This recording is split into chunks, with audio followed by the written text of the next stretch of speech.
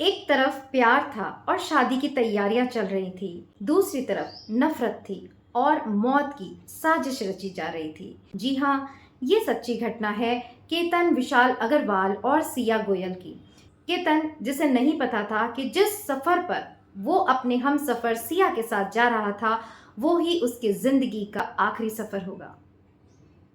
Hey guys, welcome to my channel. It's me, मैं हूँ। बहुत ही भारी दिल के साथ आज मैंने ये वीडियो बनाया, इसलिए नहीं कि आपको पता चले कि सिया ने केतन को कैसे धोखा दिया और उसे मौत के घाट उतार दिया। ये सारी बातें तो आपको यूट्यूब पे बहुत मिल जाएंगी, बट हम हमारे चैनल पर इस मुद्दे को उठा रहे हैं कि आखिर ऐसा धोखा, ऐसी नफरत हमारे समाज में कहाँ से घर कर गई कि आज कोई भी लड़का सुरक्षित महसूस नहीं कर रहा है।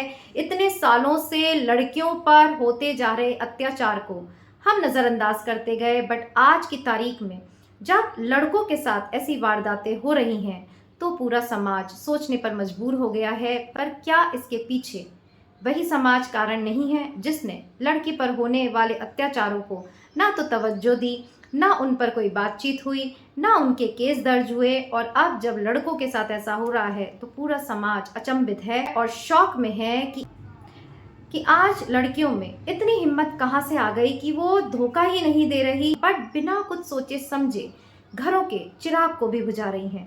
सो इसी बारे में आज हम हमारे चैनल पे थोड़ा सा डिस्कशन करेंगे। तो जिन्हें नहीं पता, बहुत ही शॉर्ट में मैं इसके बारे में आप लोगों को बताती हूँ।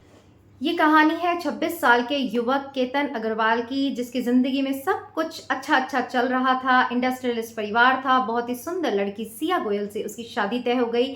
बट किसे पता था कि ये जो सपने हैं बहुत जल्दी टूटने वाले हैं, और जो घर बहू लाने के सपने देख रहा था आज बेटे की अर्थी को कांधा दे रहा है। कि सिया गोयल और केतन विशाल अग्रवाल दोनों ही बिजनेस फैमिली से, करोड़पति फैमिली से, दोनों के परिवार काफी अरसे से, जैसे कि उनके पिता का इंटरव्यू मैंने देखा, 35 इयर्स से दोनों के परिवारों में अच्छी दोस्ती थी। और अब जब ये रिश्तेदारी में बदल रही थी तो फिर सिया ने ऐसा कदम उठाया जो कि केतन और उसके परिवार के लिए जिंदगी भर का जख्म हो गया। सिया और केतन की एंगेजमेंट अभी फेब में ही हुई थी, नवंबर में उनकी शादी तय होने वाली थी।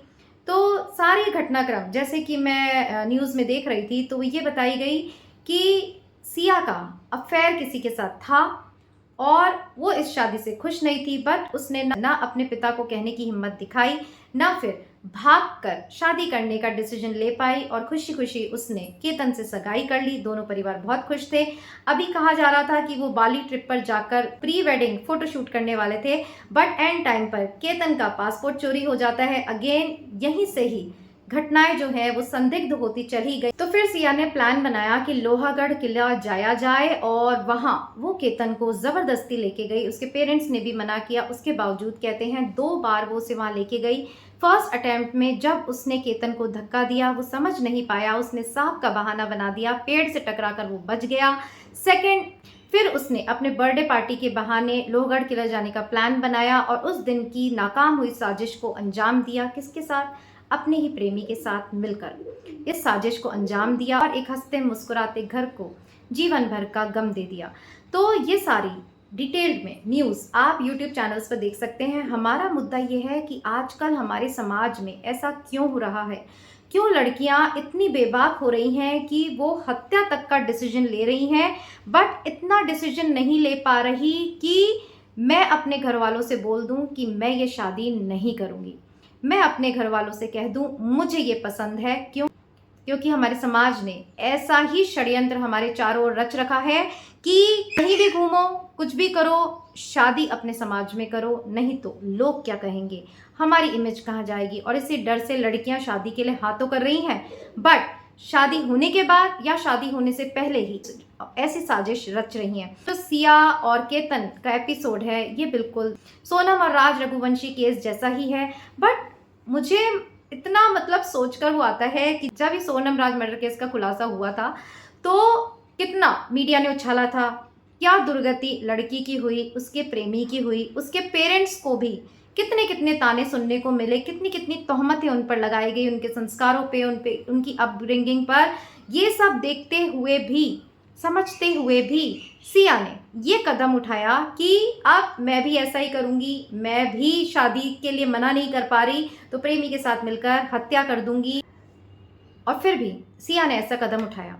मैं आपको बताती हूँ कि सबसे बड़ा जिम्मेदार या केतन का कातिल सिया नहीं है, हमारा समाज है, हमारे पेरेंट्स हैं जो बच्चों पर इतना दबाव डालते हैं कि बच्चे उनको ना करने की हिम्मत नहीं जुटा पाते, बट फिर ऐसा कदम उठा लेते हैं जो पूरे घर को बर्बादी के रास्ते पर ले जाता है, जैसे कि आप ऐसे केसेस में देख रहे हैं।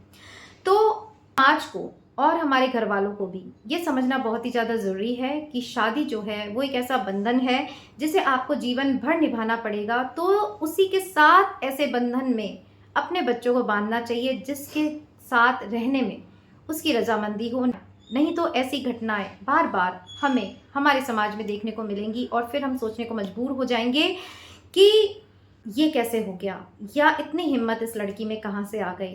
तो आजकल लड़के जो हैं, जैसे कि मैं आसपास का माहौल देख रही हूँ, शादी से भी डरने लगे हैं कि कोई सिया जैसी या कोई सोनम जैसी लड़की ना आ जाए जो उनके घर को ही बर्बाद ना कर दे बल्कि उनकी ज़िंदगी को ही ख़त्म कर दे। तो अब हम बात करते हैं कि हम इससे कैसे बच सकते हैं। देखिए, जब तक हम हमारे बच्चों को एक भय मुक्त वातावरण नहीं देंगे, कुछ भी कहने की आज़ादी नहीं देंगे, तब तक ऐसी जो घटनाएं हैं वो होना बंद नहीं होंगी और बार बार अलग अलग नामों से यही केसेस दोहराए जाएंगे, कभी सोनम, कभी सिया, कभी केतन, कभी राज। बट ये जो घटनाएं हैं वो कभी इनका अंत नहीं होगा।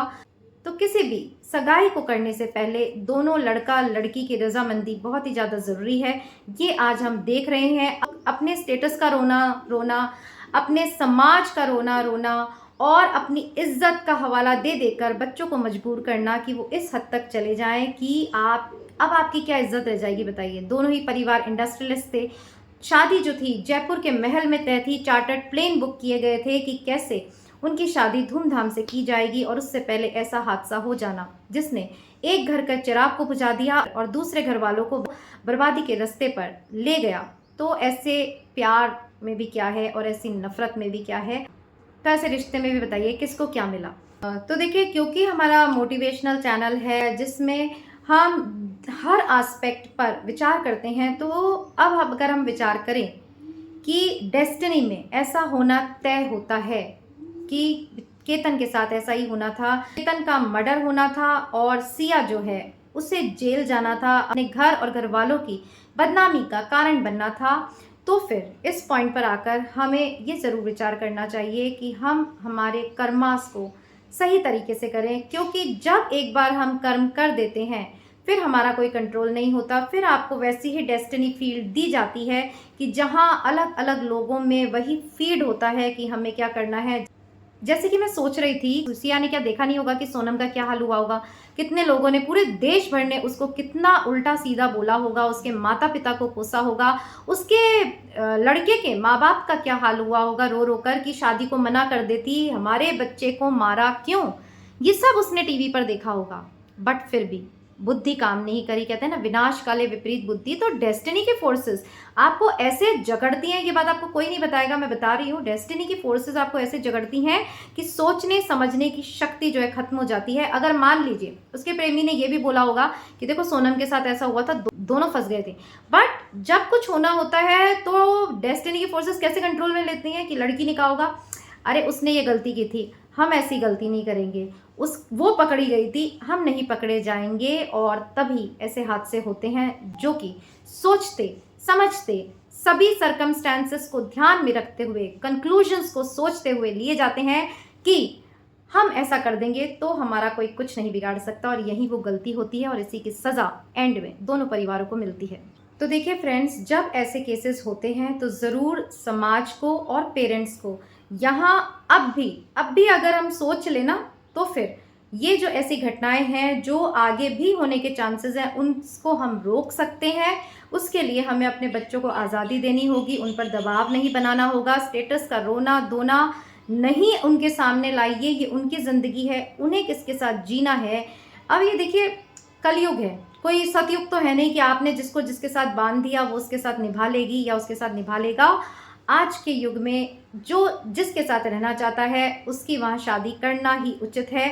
अगर आप बच्चों में ऐसा दबाव बनाएंगे तो ये सिया और सोनम एक नहीं, दो नहीं, थोड़े थोड़े दिन में लड़कियों से हमारा मिलना होता रहेगा और थोड़े थोड़े दिन में किसी न किसी के घर के चिराग यूं ही बुझते जाएंगे। तो जिम्मेदारी पेरेंट्स की यहाँ सबसे बड़ी है कि समाज से पहले अपने बच्चों का सोचिए। आप ही हैं, सिर्फ और सिर्फ आप ही हैं जो आपके बच्चों का अच्छा सोच सकते हैं, और सिर्फ आप ही हैं जो सिया और सोनम को इस रास्ते पर चलने से रोक सकते हैं।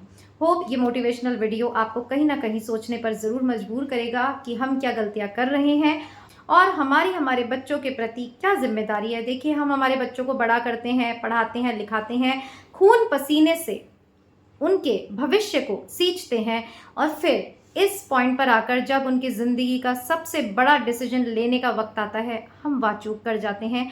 और हमारी ये जो चूक है वो हमारे लिए नहीं, दूसरे परिवारों के लिए भी कितनी खतरनाक होती है। सिया और केतन के केस से सोच सकते हैं कि उस माँ की क्या हालत होगी जिसका कि बच्चा चला गया, और उस माँ की भी क्या हालत होगी जिसकी बेटी पर तोहमत पूरा देश लगा रहा है, उससे उल्टा सीधा बोल रहा है, और अब उसका भविष्य क्या होगा। वो तो आपके बच्चे ऐसे रास्तों पर ना जाएं। और आजकल के बच्चों को भी कि अगर आप प्रेम में हैं तो जान ले लेने तक की हिम्मत आप कर सकते हैं, तो फिर इतनी हिम्मत तो कर ही सकते हैं कि अपने पेरेंट्स को शादी के लिए मना सकते हैं। नहीं मानते हैं तो भाग जाइए या कह दीजिए नहीं करनी, बट इस तरह हाँ करके किसी की ज़िंदगी आप बर्बाद मत करिए।